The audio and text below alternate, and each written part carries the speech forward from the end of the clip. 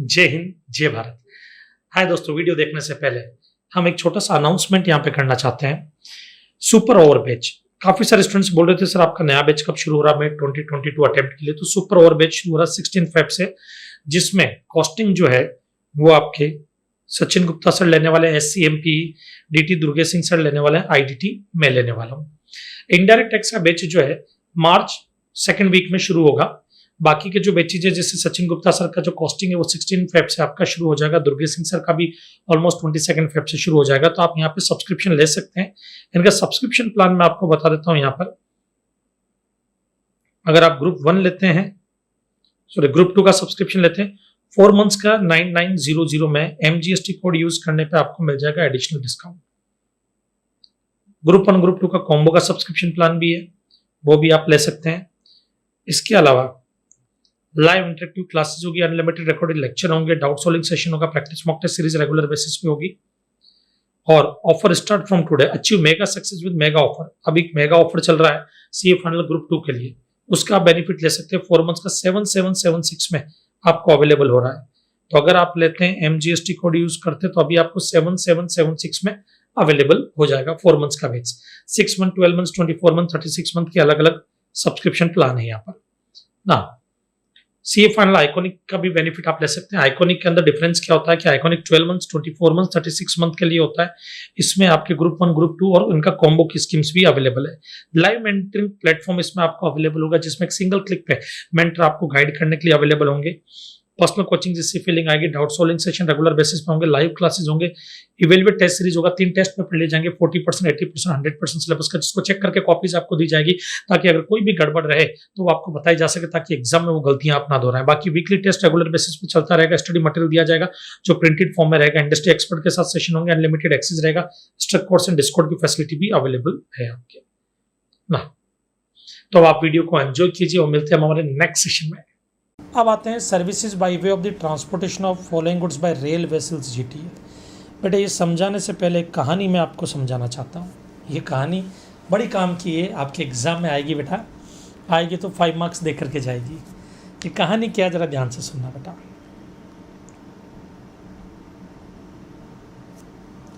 कहानी क्या है, इधर देखो।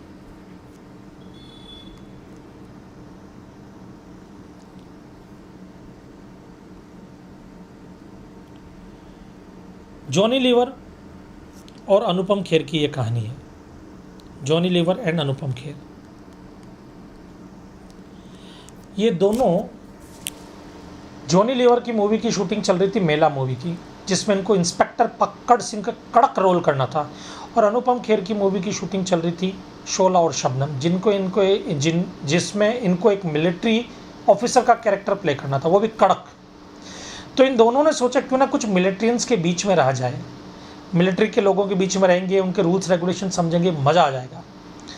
ये दोनों गए बेचारे, और टारगेट रखा था 6 महीना उनके बीच में रहेंगे, ताकि कैरेक्टर में, रोल में जान डाल देंगे हम। 10 दिन में छोड़ करके आना पड़ा। क्यों, ध्यान से सुनना। बेचारे रोज़ सुबह उठ करके खेतों में जाते थे। कहाँ जाते थे? खेतों में। खेत बराबर है। अब खेतों में सर किस लिए जाते थे बेटा, वो तो मुझे क्या पता, आप खुद समझदार हो। रोज़ सुबह उठ करके खेत में जाते थे। उन्होंने बड़ी रैगिंग ली इन लोगों की, मिलिट्री वालों ने। और खेत से जा कर के क्या करते थे, ऑर्गेनिक मैन्योर डालते थे। ऑर्गेनिक मैन्योर समझ सकते हो आप। अब खेत में आदमी जा रहा है सुबह सुबह, तो क्या डालेगा, ऑर्गेनिक मैन्योर। तो वहाँ पे जा कर के ऑर्गेनिक मैन्योर डालते थे। और वहाँ से आते वक्त पल्सेस, राइस, शुगर, मिल्क,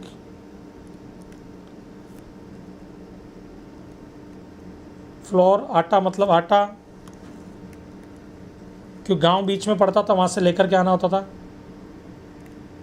ये सब लेकर के आते थे, ये सब लेकर के आते थे वहाँ से। मतलब यूँ बोल सकते हैं इन शॉर्ट, फूड स्टफ़ लेकर के आते थे। आने के बाद में भी काम खत्म नहीं हुआ इनको जितने भी कैंप थे, उन सभी कैंप में मैगजीन और न्यूज़पेपर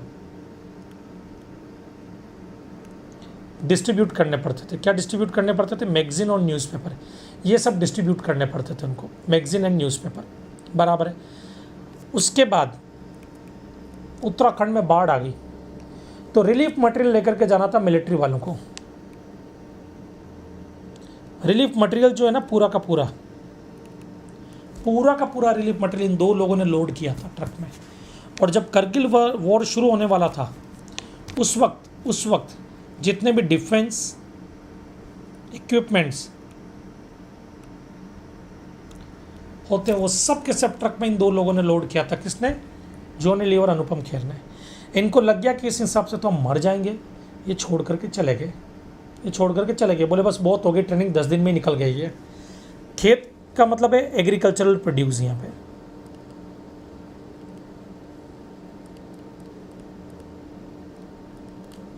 अब बेटा यहाँ पे इंटरेस्टिंग चीज़ ये है कि ये जो नाम मैंने लिखे हैं ना, ये जो नाम लिखे हैं इसके बारे में समझना। इनका transportation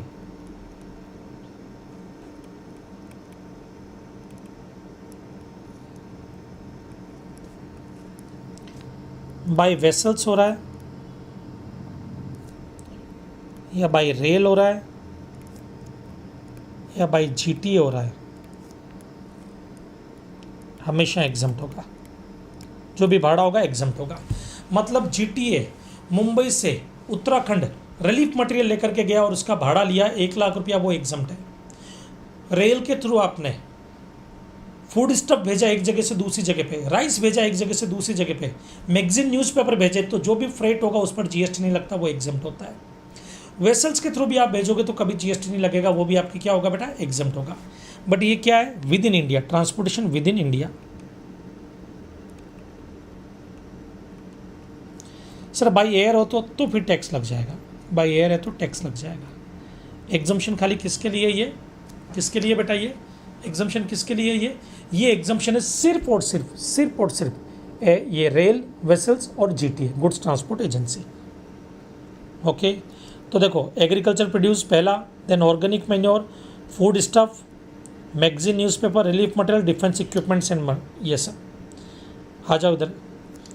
common items transported by rail, vessels और GTA which are exempt: agriculture produce, food stuff, newspaper, magazine registered with the registrar of newspaper, defence या military equipments, relief material, organic manure. Okay, ये नाम याद रहेंगे। Floor, pulses, rice, milk, salt, ये सब। Sugar नहीं है बेटा इसमें, शुगर नहीं है, बट शुगर भी फूड स्टफ का पार्ट ही है बेटा, मान सकते हैं।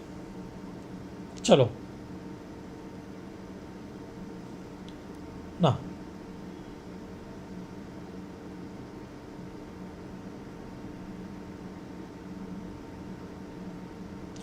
अब इसके अलावा बाय रेल अगर आप और ट्रांसपोर्टेशन करते हैं रेल और वेसल्स के थ्रू, रेलवे इक्विपमेंट्स और मटेरियल, तो वो भी एग्जम्प्ट होगा। तो इधर देखो, बाय रेल अगर आप बाय रेल और वेसल्स, रेलवे इक्विपमेंट्स,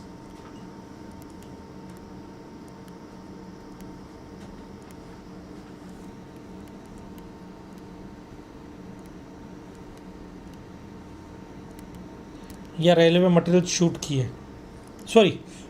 ट्रांसपोर्ट किए, रेलवे इक्विपमेंट्स और रेलवे मटेरियल ट्रांसपोर्ट किए आपने, बाय रेल और वेसल्स एग्जम्प्ट होगा। बट बाय जीटीए अगर रेलवे इक्विपमेंट्स,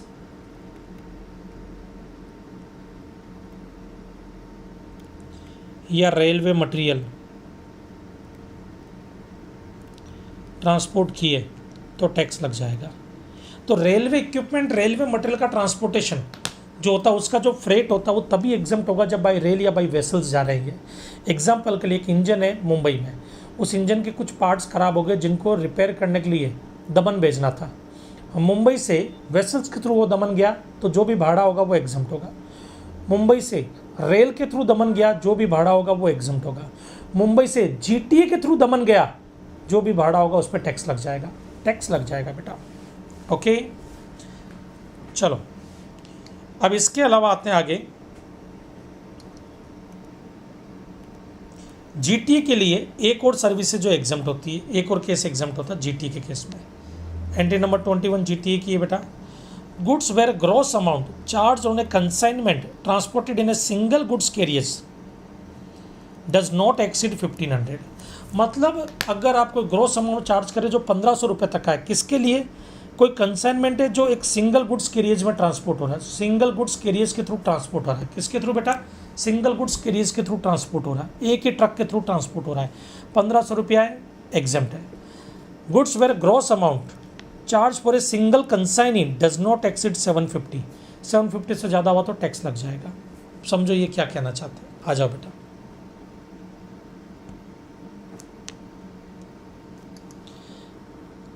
ये बेटा मैं हूँ MG, ये है mister A, mister B, mister C। ये एक ट्रक है, GT है।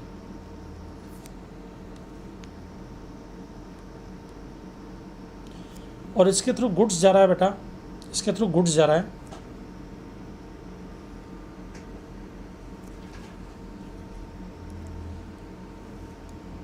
3 लोगों को। 3 कंसाइनमेंट यहाँ पे रखे हुए, एक ही ट्रक में 3 कंसाइनमेंट है, एक ही ट्रक में 3 कंसाइनमेंट है बेटा। अब इनमें से इसका जो भाड़ा है ना फ्रेट, वो है 200 रुपीज़। इसका जो फ्रेट है वो है 300 रुपीज़। इसका जो फ्रेट है वो है 800 रुपीज़। तो बेटा याद रखना, एक ट्रक में अगर एक से ज़्यादा कंसाइनमेंट जा रहे हैं तो उस वक्त आपको देखना है सिंगल कंसाइनी, हर एक कंसाइनी, जैसे इसमें A का प्रोडक्ट है, इसमें B वाला और इसमें C वाला, तो 750 से ज़्यादा जो होगा, 750 से ज़्यादा उस पर GST लगेगा, मतलब इस पर GST लगेगा। ये 2 एग्जम्प्ट हो जाएंगे।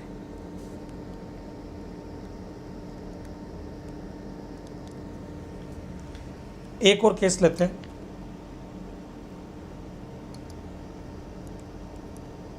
मिस्टर A,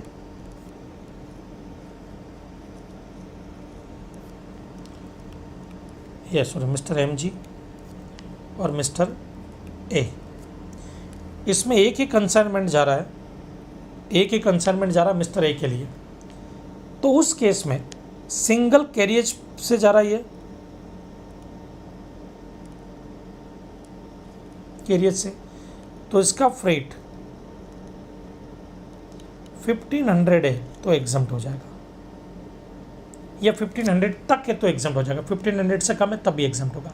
सर 2000 हुआ तो पूरा टैक्सेबल होगा, 2000 हुआ तो पूरा टैक्सेबल होगा। याद रखना बेटा, पूरा टैक्सेबल होगा, पूरे पे टैक्स लगेगा अगर 2000 हो गया तो। ओके, अब इधर देखना, इसको याद कैसे रखें। 1500 750 में स्टूडेंट्स कन्फ्यूज होते हैं। आपको एक ट्रिक बताता हूँ, इधर देखो बेटा। अगर सिंगल कंसाइनी लिखा हुआ जाए क्वेश्चन में, सिंगल कंसाइनी, तब 750 से ज़्यादा जो है उस पर टैक्स लगेगा। और सिंगल गुड्स कैरियज लिखा हुआ जाए, सिंगल गुड्स कैरियज लिखा हुआ जाए, सिंगल गुड्स कैरियज, तो 1500 से ज़्यादा जो उस पर टैक्स लगेगा और पूरे अमाउंट पे लगेगा। ये याद रखना, पूरे अमाउंट पे लगेगा बेटा। समझ में आया? कोई डाउट? पक्का? श्योर? चलो बेटा अब आ जाओ इधर। 21A ये RCM के टाइम पे मैंने पढ़ा दिया था बेटा आपको। 21A RCM के टाइम पे ले लिया। 21B ये भी अपन ने RCM के टाइम पे ले लिया था बेटा। ये पूरा चार्ट लिया था RCM के टाइम पर मैंने, कि अगर GTA सर्विस दे रहा है, रिसिपिएंट अगर डिपार्टमेंट है, गवर्नमेंट डिपार्टमेंट, लोकल अथॉरिटी या गवर्नमेंटल एजेंसी है, जो सिर्फ TDS डिडक्ट करने के लिए रजिस्टर्ड हुए हैं, तो फिर वो एग्जम्प्ट हो जाएंगे 21B में।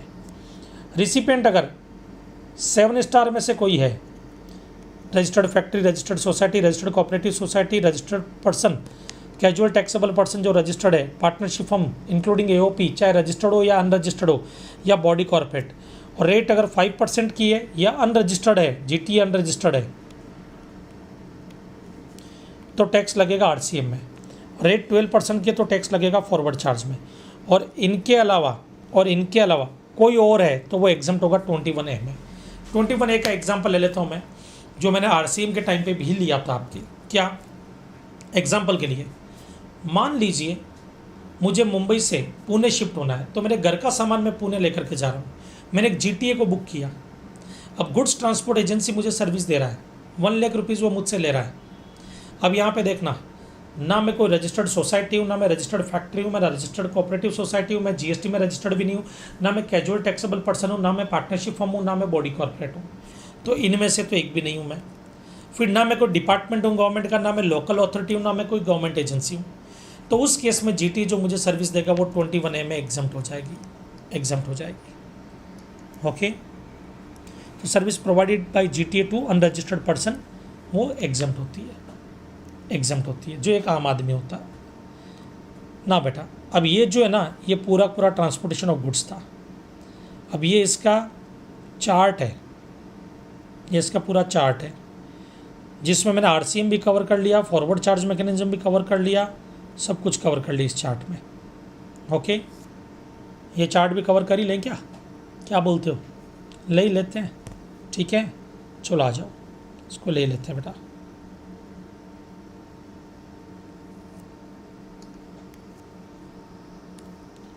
जीटी अगर सर्विस दे रहा है किसको? डिपार्टमेंट ऑफ गवर्नमेंट और लोकल अथॉरिटी और गवर्नमेंटल एजेंसी को, और उन्होंने अपना रजिस्ट्रेशन ले रखा only for deducting TDS, yes, तो वो एग्जम्प्ट होगा एंट्री नंबर 21B में।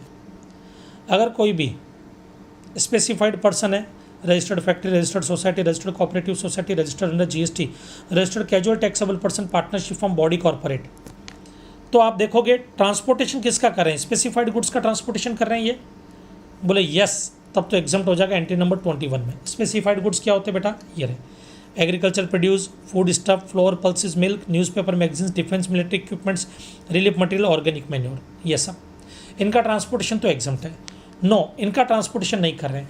तो फिर आप देखोगे कि जीटी जो पैसा चार्ज कर रहा है, सिंगल गुड्स कैरियज है तो लेस देन इक्वल्स टू 1500 है, या सिंगल कंसाइनी है तो लेस देन इक्वल्स टू 750 है, बोले यस, तो एग्जम्प्ट हो जाएगा एंट्री नंबर 21 में। नो, तो फिर रेट ऑफ टैक्स देखोगे जीटीए की 5% है तो आरसीए में टैक्सेबल होगा, 12% है तो फॉरवर्ड चार्ज मैकेनिज्म में टैक्सेबल होगा। मतलब जीटी का पूरा निचोड़ आ गया, यहाँ पर सब कुछ कवर कर लिया हमने यहाँ पर जीटीए का। ओके, कुरियर एजेंसी के थ्रू अगर आप गुड्स भेज रहे हैं तो टैक्स लगेगा, फॉरवर्ड चार्ज मैकेनिज्म है। अदर देन जीटी और कुरियर बाय रोड है तो हमेशा एग्जम्प्ट होगा। हाथ गाड़ी से ले जा रहे हो, छोटा है साथी जो वो छोटा टेम्पो से माल लेकर के जा रहे हो, ऊँट गाड़ी से माल लेकर के जा रहे हो, बैलगाड़ी से माल लेकर के जा रहे हो, बुलक कार्ट बैलगाड़ी से माल लेकर के जा रहे हो, सब एग्जम्प्ट हो जाएगा।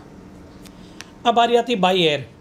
बाई एयर अगर गुड्स का ट्रांसपोर्टेशन हो रहा है तो इधर देखो, freight on transfer of goods with in India, Mumbai से जयपुर माल भेजा, मुंबई से दिल्ली माल भेजा, दिल्ली से त्रिपुरा माल भेजा, त्रिपुरा से मुंबई माल भेजा, सब पे टैक्स लगेगा। सर त्रिपुरा तो एग्जम्प्ट है ना बेटा, वो पैसेंजर की सर्विस है, ट्रांसपोर्टेशन ऑफ पैसेंजर, वो त्रिपुरा टू मुंबई एग्जम्प्ट हो जाएगा, दिल्ली टू त्रिपुरा एग्जम्प्ट हो जाएगा, लेकिन गुड्स की एग्जम्प्ट नहीं है बेटा। तो मुंबई से त्रिपुरा गुड्स भेजूंगा मैं बाई एयर तो टैक्स लग जाएगा बेटा। Okay, freight on imported goods, अगर गुड्स इंपोर्ट कर रहे हो आउटसाइड इंडिया, यूएसए से इंडिया में माल आया, बाई एयर आया तो एग्जम्प्ट होगा एंट्री नंबर 19 में, और इंडिया से आउटसाइड इंडिया गया बाई एयर तो एग्जम्प्ट होगा 19A में। बाई वेसल्स अगर गुड्स आ रहा है तो इधर देखो, फ्रेट ऑन एक्सपोर्टेड गुड्स, अगर इंडिया से आउटसाइड इंडिया गुड्स गया बाई वेसल्स तो एंट्री नंबर 19B में एग्जम्प्ट होगा, बराबर है। और अगर फ्रेट इंपोर्टेड गुड्स अगर आउटसाइड इंडिया से इंडिया में आ रहा है बाई वेसल तो टैक्स लगेगा। सप्लायर अगर नॉन टैक्सेबल टेरिटरी का है तो आरसीए में लगेगा, सप्लायर अगर टैक्सेबल टेरिटरी का है तो फॉरवर्ड चार्ज मैकेनिज्म में लगेगा। Freight of transportation of goods with in India अगर ट्रांसपोर्ट हो रहा है, गुड्स का ट्रांसपोर्टेशन विद इन इंडिया हो रहा है, इनलैंड वाटरवेज है तो एग्जम्प्ट हो जाएगा, और अदर देन इनलैंड वाटरवेज है तो देखो रेलवे इक्विपमेंट और रेलवे मटेरियल या स्पेसिफाइड गुड्स का ट्रांसपोर्टेशन विद इन इंडिया हो रहा है तो एग्जम्प्ट होगा, अदर गुड्स है तो टैक्सेबल होगा। अब ध्यान से सुनना ये क्या कहना चाहता है, इधर देखो बेटा, इनलैंड वाटरवेज क्या होता है, अदर केसेस में क्या हो जाएगा वेसल्स वाले में। आओ इधर, जैसे मान लीजिए कि ये इंडिया का मैप है, एक एग्जांपल लेते हैं,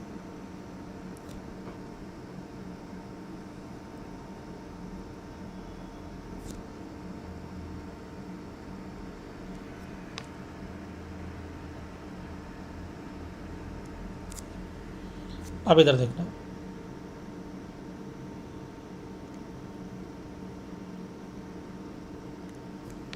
इधर देखना बेटा, समझो इधर,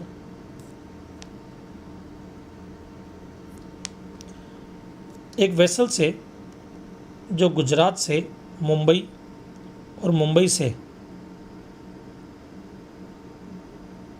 केरला जाता है, बराबर है, केरला जाता है। इस वेसल्स के थ्रू, ये है इनलैंड वाटरवेज, ये क्या है इनलैंड वाटरवेज, ये सिर्फ इंडिया के पानी में चलते हैं। इनके थ्रू गुड्स आप इंडिया में कहीं पे भी भेजो, एग्जाम्प्ट होंगे एंट्री नंबर 18 के अकॉर्डिंग। लेकिन एक वेसल्स है जो ऑस्ट्रेलिया से आया गुजरात, और गुजरात से फिर जाएगा केरला, और केरला से श्रीलंका, और श्रीलंका के बाद वापस किसी और कंट्री में चला जाएगा। और गुजरात से उसी वेसल्स में मैं केरला के लिए गुड्स भेज रहा हूँ, केरला के लिए। तो ये इनलैंड वाटरवेज नहीं, इनलैंड वाटरवेज जो सिर्फ इंडिया में चलते हैं, ये आउटसाइड इंडिया भी जाता है, आउटसाइड इंडिया से इंडिया में भी आते हैं ये। तो ये वाले जो वेसल्स है ये अदर केसेस में कवर होता है, यहाँ पे अदर केसेस में। तो अब इनके थ्रू अगर मैं गुजरात से केरला रेलवे इक्विपमेंट्स और मटेरियल भेजता तो एग्जाम्प्ट होगा, स्पेसिफाइड गुड्स भेजूंगा, कौन सा, ऑर्गेनिक, ये agriculture produce, organic manure, relief material, defence equipments, ये न्यूज़पेपर, मैगजीन्स, फूड स्टफ, वो सब, तो वो एग्जाम्प्ट होगा। अदर गुड्स है उनके अलावा कोई और गुड्स भेज रहा हूँ तो फिर टैक्स लग जाएगा, इसका मतलब इधर देखो, ये जो वेसल्स आउटसाइड इंडिया से इंडिया में आया और फिर गुजरात से केरला गया, उसमें मैं रिलीफ मटेरियल भेज रहा हूँ, उसका फ्रेट है 10,000 फ्रेट, और उसके अलावा मैं ऑयल भेज रहा हूँ, उसका फ्रेट है 20,000, इस पे टैक्स लगेगा, ये एग्जम्प्ट होगा, ओके, क्योंकि स्पेसिफाइड गुड्स में आ गया रिलीफ मटेरियल, तो अदर गुड्स टैक्सेबल होते हैं। अब बारी आती है बाय रेल अगर आप एक्सपोर्ट इंपोर्ट करोगे तो टैक्स लगेगा, और विद इन इंडिया सप्लाई कर रहे हो तो railway equipments, railway material, specified goods है तो एग्जम्प्ट है, अदर गुड्स है तो टैक्सेबल होगा रेलवे का भी बेटा। ओके, कोई डाउट, पक्का, श्योर, 100%, दैट्स गुड। अब आते हैं आगे, आइए बैंकिंग एंड फाइनेंशियल सर्विसेज के बारे में। सबसे पहला सर्विस प्रोवाइडेड बाय आरबीआई, ये देखो बाय, वर्डिंग्स पे ध्यान दो, बाय आरबीआई मतलब सर्विस कौन प्रोवाइड कर रहा, आरबीआई, तो एग्जम्प्ट है। इसका मतलब हम आरबीआई को सर्विस प्रोवाइड करेंगे तो टैक्स लग जाएगा भाई, हम आरबीआई को सर्विस प्रोवाइड करेंगे तो टैक्स लग जाएगा। एग्जाम्पल से समझो बेटा, ये आरबीआई है, ये मिस्टर है जो आरबीआई को कंसल्टेंसी सर्विस दे रहा है, टेक्निकल कंसल्टेंसी, लीगल कंसल्टेंसी या अदर फाइनेंशियल सर्विसेज वगैरह दे रहा है।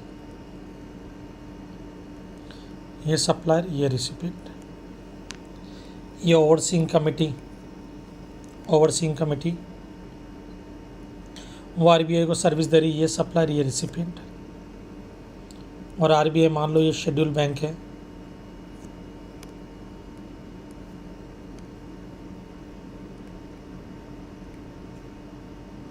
शेड्यूल बैंक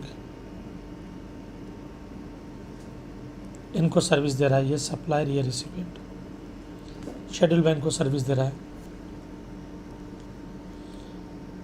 अब इधर देखना, ये सप्लायर, ये रिसिपिएंट, और ये जो सर्विस दी जा रही है आरबीआई को सर्विस दी जा रही है जो, उस पर टैक्स लगेगा फॉरवर्ड चार्ज मैकेनिज्म में, क्योंकि आरबीआई जो सर्विस देगी वो एग्जम्प्ट है, तो इसका मतलब ये वाली जो सर्विस है वो एग्जम्प्ट है। और अगर ओवरसीइंग कमेटी आरबीआई को सर्विस दे रही है, कौन दे रही है, ओवरसीइंग कमेटी आरबीआई को सर्विस दे रही है, तो उस पर टैक्स लगेगा बेटा आरसीएम में, रिवर्स चार्ज मैकेनिज्म में। समझ में आया बेटा, उस पर टैक्स किस में लगेगा, रिवर्स चार्ज मैकेनिज्म में लगेगा। तो service provided by RBI, adviser of government, help the government to manage public loan, maintain banking account of all schedule bank, सब एग्जाम्प्ट। आरबीआई कोई भी सर्विस देगा exempt. Service provided to RBI, technical consultancy, legal services, banking and other financial services, taxable है। Okay, समझा, पक्का, that's good. अब government जो RBI जो है वो क्या क्या सर्विस देती है, गवर्नमेंट की एडवाइजरी भी है, गवर्नमेंट को एडवाइस वगैरह देती है टाइम टाइम पर। उसके अलावा शेड्यूल बैंक वगैरह जो है, शेड्यूल बैंक जितने भी होते हैं उनके बुक्स ऑफ अकाउंट्स मेंटेन करना वो सब काम देखती है। पब्लिक लोन जो गवर्नमेंट के उनको मैनेज करने में हेल्प करती है, वो सब सर्विसेज। एंट्री नंबर 27 है interest on loan advance and deposit foreign currency exchange service. अब देखो इंटरेस्ट ऑन लार्ड, ये आपने पहले भी कहीं सुना है word,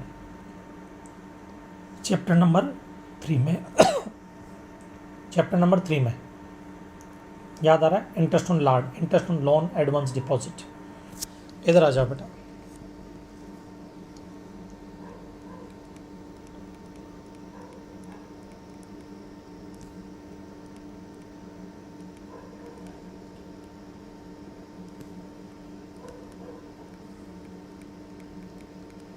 interest on loan advance deposit. ये क्या कहना चाहता है, अगर कोई भी पर्सन किसी दूसरे पर्सन को लोन दे रहा है या एडवांस दे रहा है या डिपॉजिट दे रहा है, सिर्फ ये 3 ही चीज़ें, और बदले में ये इंटरेस्ट पे कर रहा है, ये एग्जम्प्ट होगा। बट शर्त ये है कि ये जो इंटरेस्ट है वो क्रेडिट कार्ड का इंटरेस्ट नहीं होना चाहिए। इंटरेस्ट ऑन क्रेडिट कार्ड तो टैक्स लग जाएगा। अब इंटरेस्ट के अलग अलग फॉर्म होते हैं बेटा। इंटरेस्ट जो है आपके डिस्काउंटेड फॉर्म में भी हो सकता है, जैसे बिल ऑफ एक्सचेंज होते हैं ना, उसको डिस्काउंट करवाना पड़ता है, डिस्काउंटेड अमाउंट। एग्जाम्पल के लिए मेरे पास में एक बिल ऑफ एक्सचेंज है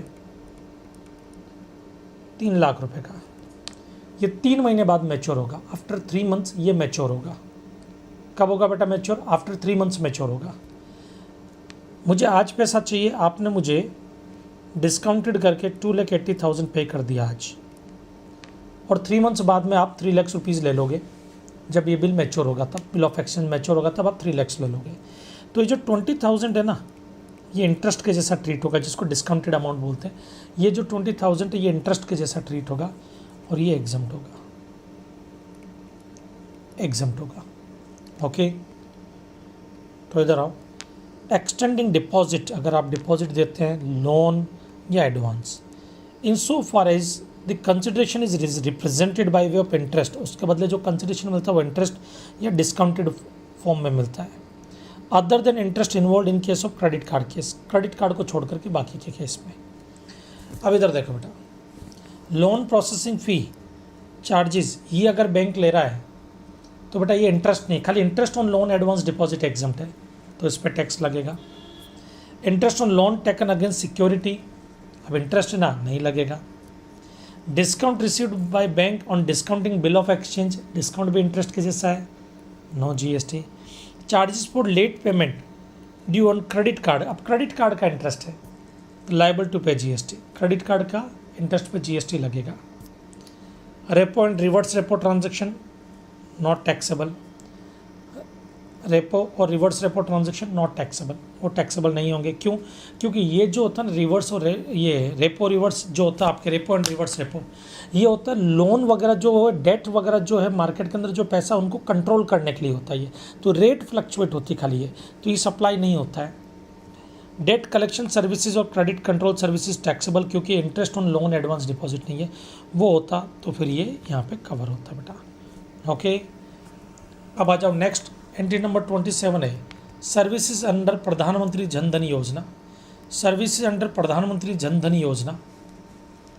अब एक बैंक है, अब बैंक ने अभी जैसे गवर्नमेंट ने एक नई स्कीम चलाई प्रधानमंत्री जन धन योजना। अब इसमें जो खाता खुलाता है, जैसे मान लो मैं बैंक हूँ और प्रधानमंत्री जन धन योजना में आप कोई अकाउंट ओपन करते हैं, तो आप अकाउंट होल्डर हैं, बैंक आपको जो भी सर्विस देगा वो एग्जम्प्ट होगी अकाउंट ओपनिंग से रिलेटेड। तो रिसिपेंट कौन है? Basic saving bank account deposit, basic saving bank deposit account holder, जो सेविंग बैंक खुलवाया, सेविंग बैंक अकाउंट खुलवाया किसमें? जन धन योजना में। तो सेविंग अकाउंट खुलवाया किसमें? जन धन योजना में। सप्लायर कौन है? बैंक, वो पूरा पूरा एग्जम्प्ट होता है। एक आ जाओ बेटा, यहाँ पे एक छूट गया था 27 में, फॉरेन एक्सचेंज ट्रांजेक्शन छूट गया था, उसको लेते हैं। फॉरेन एक्सचेंज ट्रांजेक्शन क्या होता है, इधर देखना बेटा। ये बोलता बैंक के बीच में, बैंक डीलर के बीच में, डीलर के बीच में, डीलर बैंक के बीच में फॉरेन करेंसी एक्सचेंज हुआ तो वो एग्जम्प्ट होगा। जरा समझाता हूँ मैं कैसे, इधर देखना बेटा। ये एक ऑथराइज डीलर है,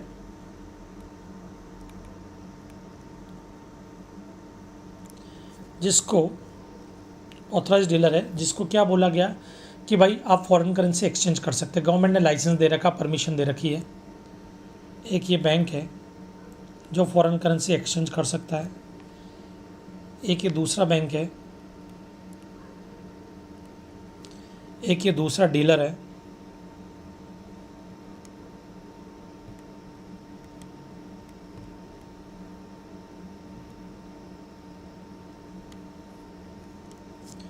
अब ये क्या बोल रहे हैं, इनके आपस में अगर कोई फॉरेन करेंसी एक्सचेंज हो रही कि ऑथराइज डीलर ने बैंक को डॉलर दिया, बराबर है, बदले में बैंक ने इनको रुपीस दिया और कमीशन लिया अपना, तो इन दोनों के बीच में फॉरेन करेंसी एक्सचेंज हो रही है,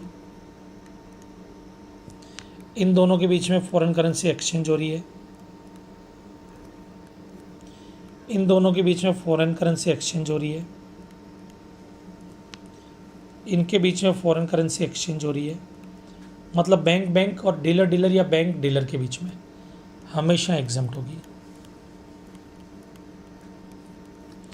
अब इधर देखना, लेकिन अगर ये कोई एक आम आदमी है, मिस्टर है, ये ऑथराइज डीलर को डॉलर देता है, ऑथराइज डीलर इसको रुपीस देता है, मान लो, और कमीशन लेता है अपना, जो भी होता है XYZ अमाउंट, ये कमीशन टैक्सेबल होगा। क्यों? क्योंकि ऑथराइज डीलर और मिस्टर ए के बीच में डील हो रही है, ना कि बैंक और डीलर के बीच में। वैसा ही कोई आदमी अगर मिस्टर बी और बैंक के बीच में ट्रांजैक्शन हो रहा फॉरेक्स का, फॉरेन करेंसी एक्सचेंज का, तब भी टैक्स लगेगा,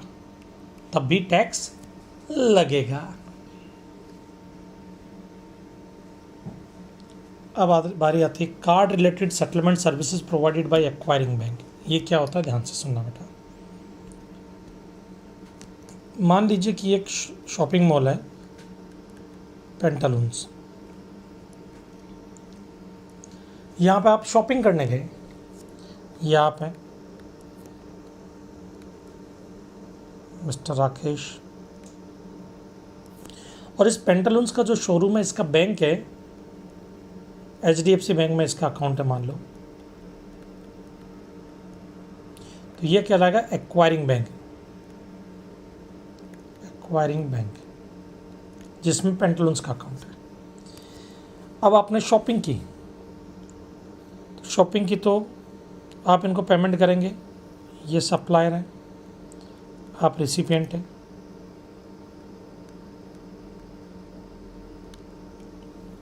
अब आप कार्ड के थ्रू पेमेंट कर रहे हैं,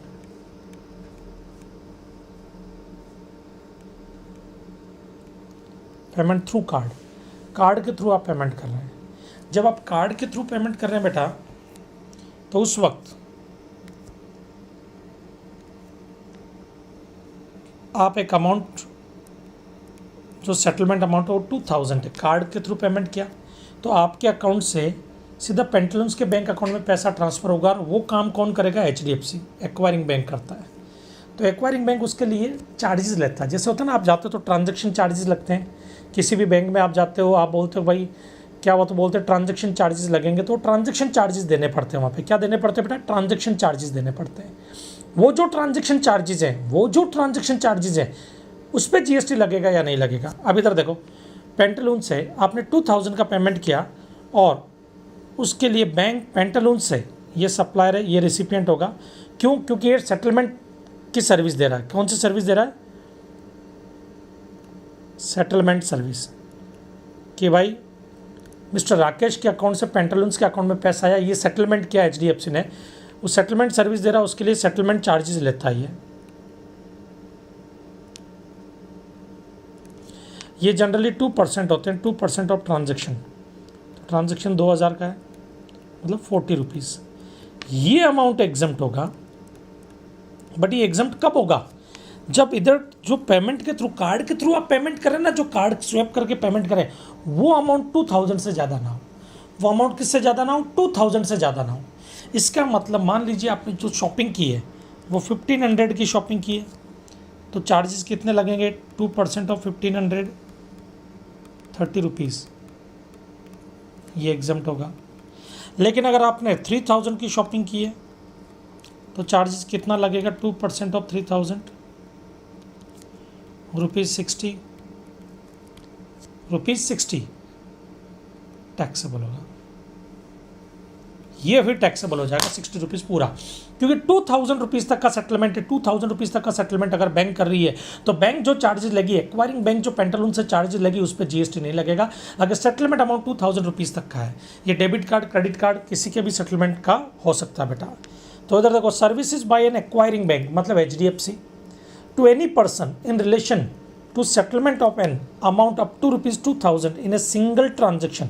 जो एक ट्रांजेक्शन का सेटलमेंट हो रहा है 2000 रुपीज़ का, through credit card, debit card या चार्ज कार्ड और other payment card service. Okay, ये वो डायग्राम है आपका बेटा इसमें। कोई डाउट ना? अब आगे आते हैं, intermediary services provided by business facilitator या बिजनेस कॉरेस्पॉन्डेंट। ये क्या होता है बेटा, इसको समझो। आपने RC में पढ़ा था बिजनेस कॉरेस्पॉन्डेंट, मैं उसको भी यहाँ पे कवर करूँगा। ओके, डायग्राम बनाता हूँ मैं एक।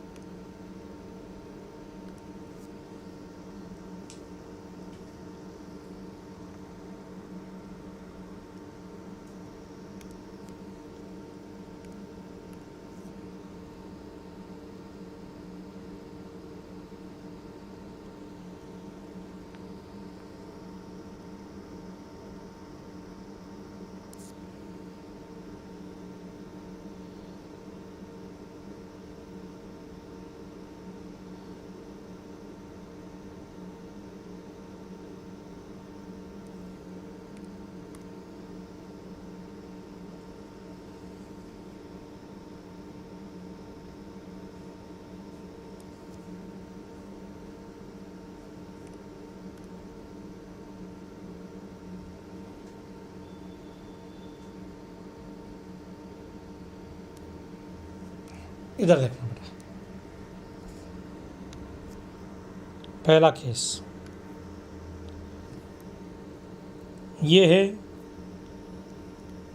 बैंक जो मुंबई में है, मतलब अर्बन एरिया में। ये है बैंक जो रूरल एरिया में। ये फिर बैंक जो अर्बन एरिया में। एक काम करते हैं कि इनको साथ में लिख देते हैं।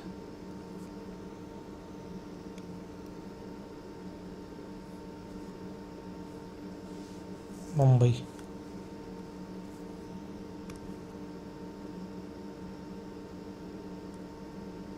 ये रूरल एरिया में। ये बैंक रूरल एरिया में। फिर ये इंश्योरेंस कंपनी दिल्ली में, अर्बन एरिया में। इंश्योरेंस कंपनी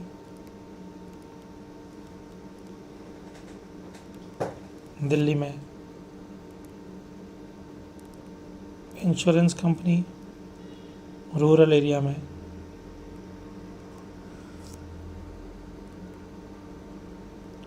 इंश्योरेंस कंपनी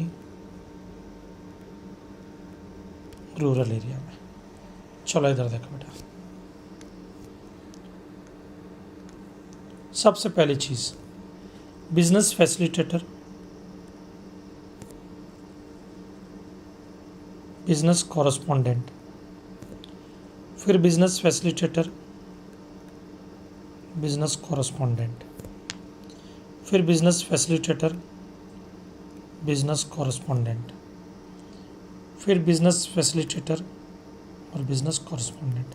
मतलब 8 परमोटेशन कॉम्बिनेशन ले रहा हूँ बेटा मैं, जिसमें रिवर्स चार्ज मैकेनिज्म का भी पार्ट कवर करूँगा जो हमने वहाँ पे पढ़ा था, बराबर है। परमोटेशन कॉम्बिनेशन लेंगे। यहाँ पे ले रहा हम agent, agent of business facilitator, agent of business correspondent, agent of business facilitator, agent of business correspondent, agent of business facilitator, agent of business correspondent, agent of business facilitator, agent of business correspondent.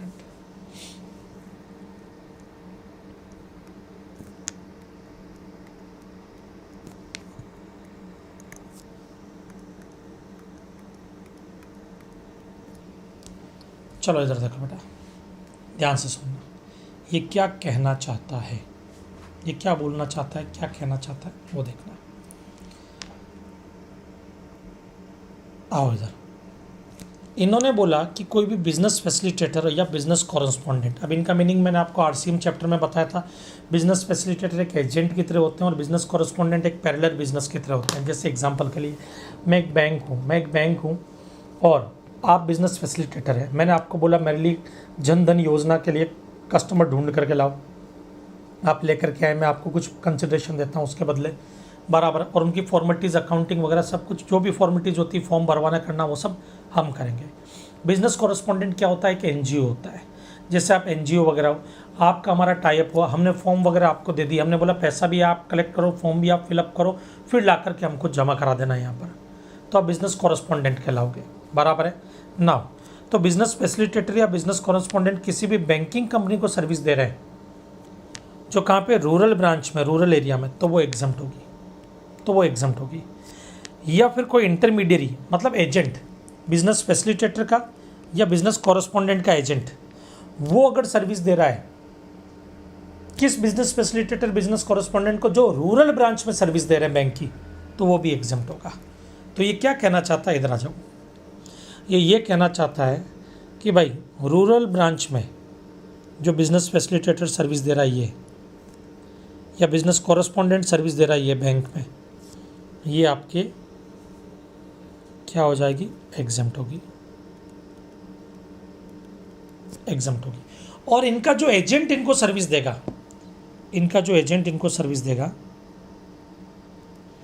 जो rural branch में, जो rural area में branch है, वो business facilitator, business correspondent जो rural branch को service दे रहे हैं वो एग्जम्प्ट होगा, और उनका एजेंट अगर उनको सर्विस दे रहा है वो भी एग्जम्प्ट होगा। तो ये भी एग्जम्प्ट और ये भी एग्जम्प्ट। अब आगे आ जाओ, ये तो हो गया, ये 2 पॉइंट, ये और ये। अब बारी आगे आती है business facilitator, business correspondent to an insurance company. अगर बिजनेस फैसिलिटेटर, बिजनेस कॉरेस्पॉन्डेंट एक इंश्योरेंस कंपनी को सर्विस दे रहा है, वो इंश्योरेंस कंपनी कहाँ पे है, रूरल एरिया में। कहाँ पे बेटा, रूरल एरिया में, तो बोले फिर वो एग्जम्प्ट होगी। तो इधर देखो, इंश्योरेंस कंपनी रूरल एरिया में, ये रही,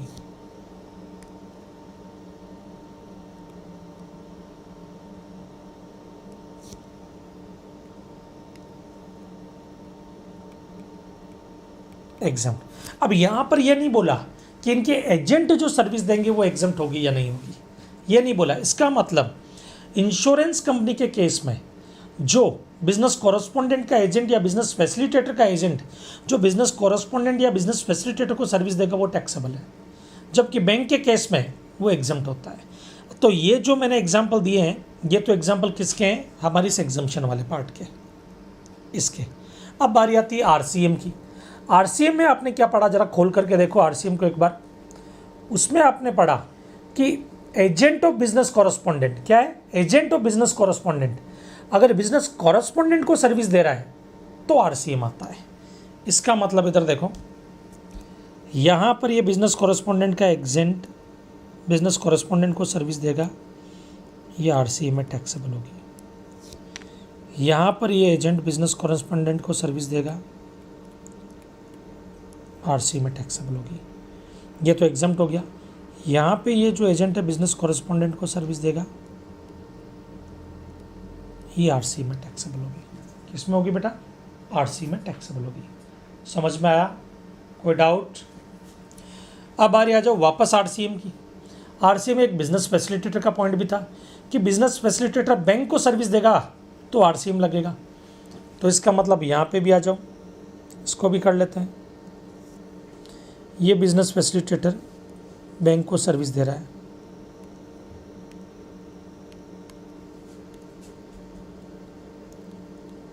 ये आरसीएम में आएगा। बिजनेस कॉरेस्पॉन्डेंट जो बैंक को देगा वो फॉरवर्ड चार्ज में जाएगा, बराबर है। ये फॉरवर्ड चार्ज मैकेनिज्म, ये बाकी सब फॉरवर्ड चार्ज मैकेनिज्म है।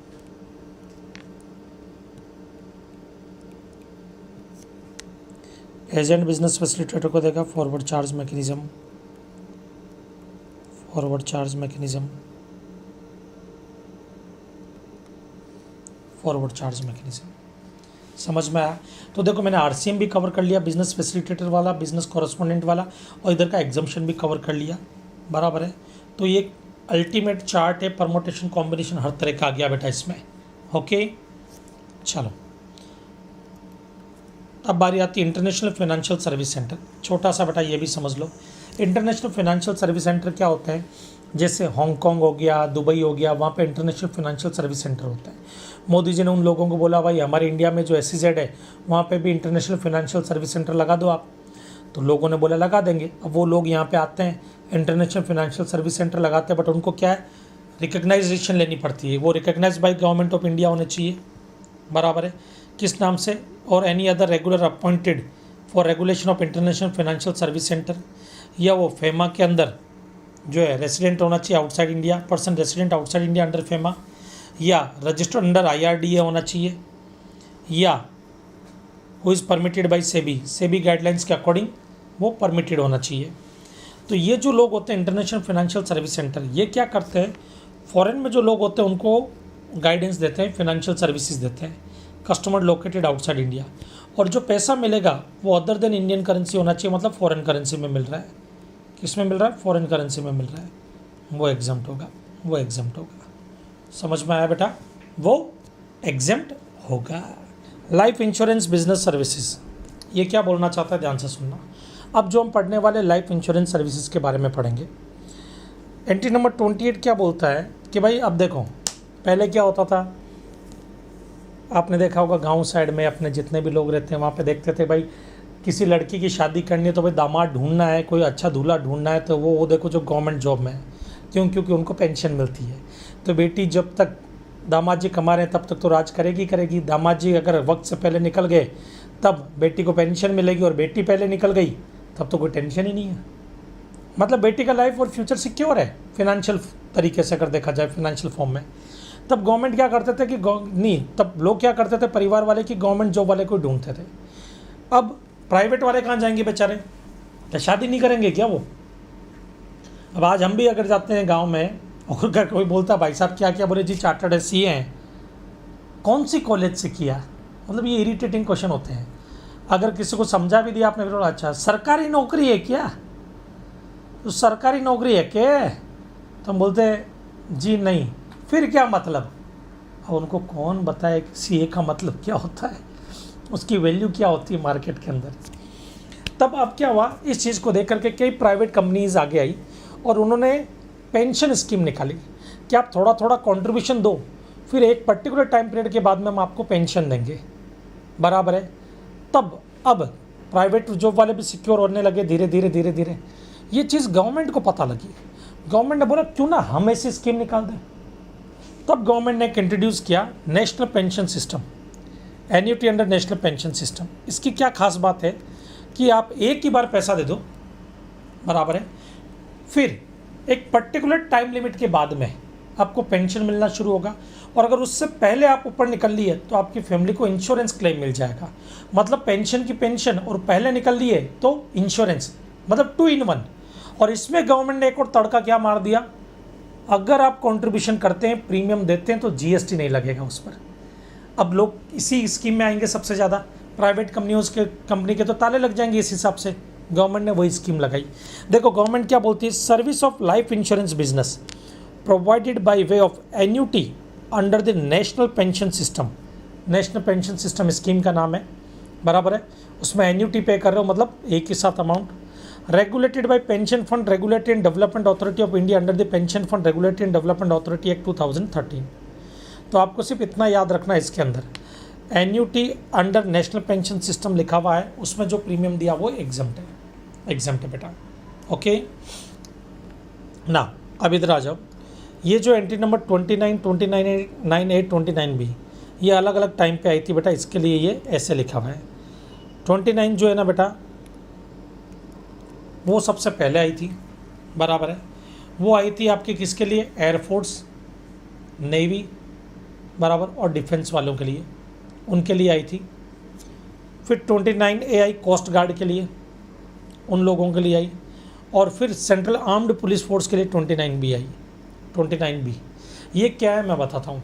देखो आप एयरफोर्स में हो, नेवी में हो, नेवल एयरफोर्स में हो, या डिफेंस में हो, बराबर है, मिलिट्री वगैरह में, मतलब मिलिट्री में।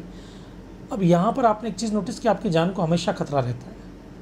तो गवर्नमेंट ने ग्रुप इंश्योरेंस स्कीम निकाली। क्या निकाली, ग्रुप इंश्योरेंस स्कीम। उसमें अगर इंश्योरेंस होता है इन लोगों का, और जो प्रीमियम दिया जाएगा वो एग्जम्प्ट होगा, वो एग्जम्प्ट होगा बेटा। तो कोस्ट गार्ड नाराज हो गए, भाई हमने कौन से पाप कर दिए, हम भी तो जान पे खेलते जैसे नेवी वाले खेलते हैं। तब कोस्ट गार्ड के लिए सेम स्कीम निकाली, 29A नाम दिया उस एंट्री का। फिर सेंट्रल आर्म्ड पुलिस फोर्स बोली कि भाई जब देश के अंदर दंगे फसाद होते हैं, मारा मारी होती है, तब तो हमारी जान को खतरा रहता है, तब उनके लिए भी स्कीम निकाली गई और उसको एंट्री नंबर 29B दे दिया। बट स्कीम सेम ही है, इसके लिए मैं एक ही साथ ले रहा हूँ। इधर देखो, आर्मी या नेवल या air force, central armed police force group insurance fund, ये ग्रुप इंश्योरेंस फंड होता है जो सर्विस देगा। ग्रुप इंश्योरेंस फंड जो किस स्कीम के अंदर आती है, group insurance scheme of central government.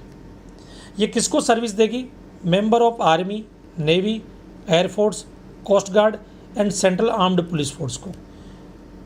वो पूरा का पूरा एग्जम्प्ट होगा। क्या होगा, एग्जम्प्ट होगा। ये सप्लायर, ये रिसिपिएंट। तो देखो, service of life insurance business provided और agreed to be provided by the army, naval, air force, central armed police force group insurance fund to members.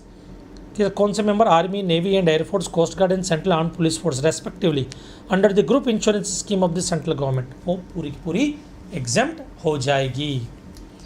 Next आते हैं life insurance service under schemes launched by the government.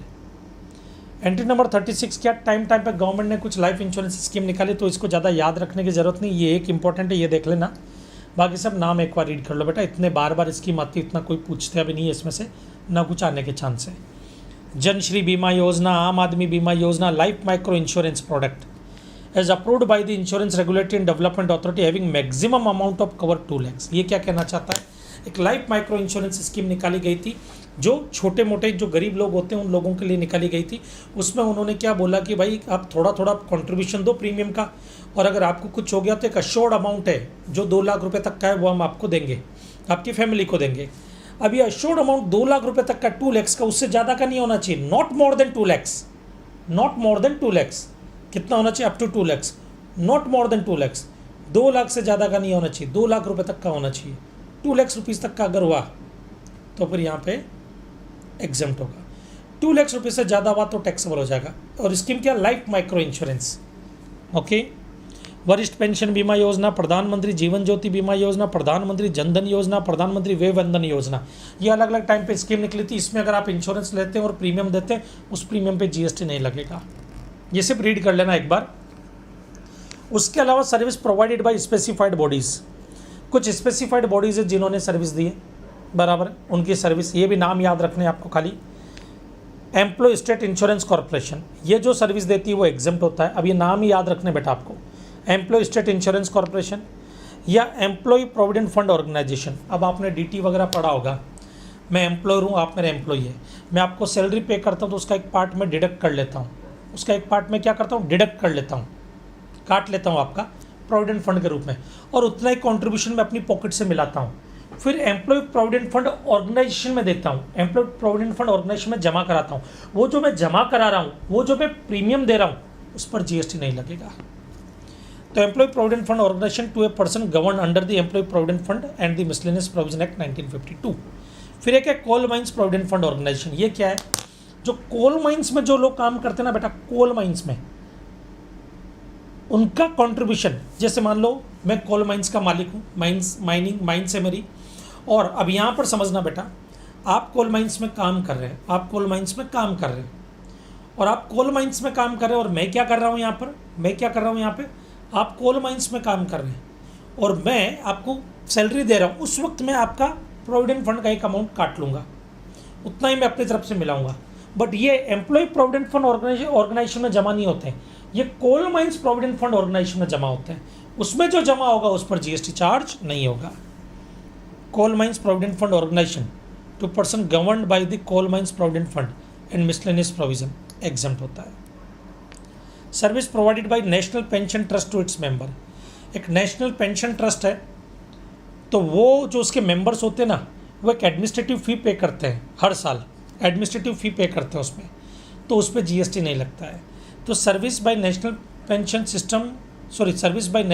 System trust to its member against consideration in form of administrative fee, तो GST नहीं लगेगा। तो बेटा ये नाम याद रखने आपको, कौन कौन से नाम, ये वाला coal mines provident fund, employ provident fund, ESIC, IRDA insurance regulatory development authority जो सर्विस देती है वो भी एग्जम्प्ट होता है, और लास्ट आता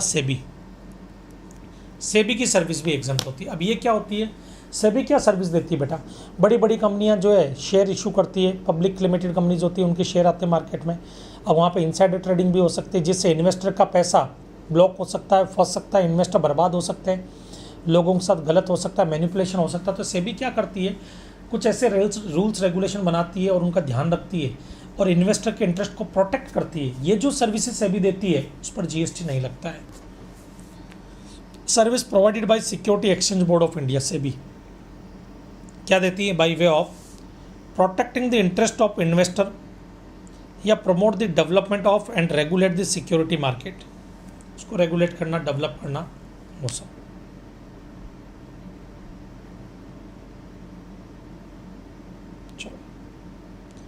अब बेटा ये आती है जनरल इंश्योरेंस। अब ये जनरल इंश्योरेंस सर्विस है ना बेटा, ये पूरा का पूरा आपको सिर्फ जस्ट रीड करना है, एग्जाम पॉइंट ऑफ व्यू से किसी काम का नहीं है। ये टाइम पर अलग अलग स्कीम्स आई थी बेटा, इसलिए देना पड़ा, आज तक इसमें से कोई क्वेश्चन आता नहीं है, खाली एक रीडिंग कर लेना, रट्टा मारने का कोई तरीका नहीं इसमें, खाली फिर टाइम वेस्ट होगा आपका। तो अलग अलग स्कीम आती है, फिर भी अगर आपको ऐसा कि सर कौन सी स्कीम याद रखे, प्रधानमंत्री फसल बीमा योजना याद रख लेना, ये लेटेस्ट आई है, restructure weather based crop insurance याद रख लेना, निर्भया हेल्थ इंश्योरेंस स्कीम और बंगला शस्य बीमा, ये 4 लास्ट की जो ना वो याद रख लेना। ये अभी रिसेंटली 1-2 सालों में, 3 सालों में, 4 सालों में आई है, 3-4 सालों में, बराबर है। बाकी तो जब से ये एक्ट बने आ रहे हैं, चले आ रहे हैं, तब से ये स्कीम्स आ ही रही है, बराबर है। चलो बेटा आगे चले। नेक्स्ट है reinsurance of general insurance and life insurance. Reinsurance of general insurance and life insurance, ये क्या बोलना चाहता है, ध्यान से सुनो बेटा। ये आपने 35 जो पढ़ा और 36 ये ऊपर, ये लाइफ इंश्योरेंस वाला, इनका री इंश्योरेंस भी अगर आप करवाते हो तो उसका प्रीमियम भी एग्जम्प्ट होगा। कैसे, ध्यान से सुनना। मान लीजिए प्रधानमंत्री फसल बीमा, ये वाला ले लेता हूँ एग्जाम्पल में। प्रधानमंत्री फसल बीमा में मैंने इंश्योरेंस करवाया 10 करोड़ रुपए का, बराबर है। अब प्रधानमंत्री फसल बीमा योजना वालों को टेंशन हो गई, महेश गौड़ की फसल को कुछ हो गया तो 10 करोड़ देना पड़ेगा। अब मैंने इनको क्या प्रीमियम दिया, मैंने इनको क्या दिया प्रीमियम, मान लो 10 लाख का प्रीमियम पे किया, वो एग्जम्प्ट है एंट्री नंबर 35 में, ये इसमें एग्जम्प्ट है। अब प्रधानमंत्री फसल बीमा योजना वालों को टेंशन हो गई कि महेश गौड़ की फसल अगर चली गई तो हमको 10 करोड़ देना पड़ेगा, इनको रिस्क लगी थोड़ी सी, इन्होंने री इंश्योरेंस करवा लिया। एक और इंश्योरेंस कंपनी है बी इंश्योरेंस कंपनी, इससे री इंश्योरेंस करवा लिया। क्या करवा लिया बेटा, री इंश्योरेंस करवा लिया। ये जो री इंश्योरेंस करवाया इन्होंने, इसके लिए इन्होंने प्रीमियम दिया मान लो 6 लाख रुपीज़ प्रीमियम, ये प्रीमियम एग्जाम्प्ट है 36 है यहाँ पे। तो सर्विस बाय वे ऑफ री insurance of insurance scheme specified under entry 35-36 में जो स्कीम्स बताई गई है उनका री इंश्योरेंस अगर करवाते तो उसका प्रीमियम भी एग्जम्प्ट होगा। अब बारी आती है बेटा पेंशन स्कीम। पेंशन स्कीम में भी नाम याद रखने पड़ेंगे बेटा। एक अटल पेंशन योजना निकाली थी गवर्नमेंट ने, वो पेंशन स्कीम में आप कंट्रीब्यूशन देंगे, जो भी पैसा देंगे ताकि फ्यूचर में आपको फिर पेंशन मिले, तो जो कंट्रीब्यूशन आज आप देंगे उस पर जीएसटी नहीं लगेगा, वो एग्जम्प्ट होगा। ये अटल बिहारी वाजपेयी की याद में बनाई गई थी scheme. Collection and contribution under scheme of state government. अब इधर देखना बेटा, ऊपर हमने पढ़ा था नेशनल पेंशन स्कीम। अब नेशनल पेंशन स्कीम मतलब वो नेशनल लेवल पे थी, वैसे ही हर स्टेट गवर्नमेंट को भी राइट है कि वो स्टेट पेंशन स्कीम निकाल सकती है। तो किसी भी गवर्नमेंट की, जैसे महाराष्ट्र स्टेट पेंशन स्कीम है, महाराष्ट्र गवर्नमेंट की स्टेट पेंशन स्कीम है, तो महाराष्ट्र गवर्नमेंट की जो स्टेट पेंशन स्कीम है उसमें अगर आप कोई कंट्रीब्यूशन देंगे तो जीएसटी नहीं लगेगा, तो हर स्टेट को राइट है। तो इधर देखो, services bye way of collection and contribution under any pension scheme of the state government. किसी भी स्टेट गवर्नमेंट की पेंशन स्कीम है उसमें जो कंट्रीब्यूशन दिया जा रहा है, क्या उसमें जो कंट्रीब्यूशन दिया जा रहा है वो क्या हो जाएगा, आपके एग्जम्प्ट हो जाएगा। अब बारी आती है कि आप जो गवर्नमेंट को सर्विस प्रोवाइड करते हैं वो एग्जम्प्ट है या टैक्सेबल है।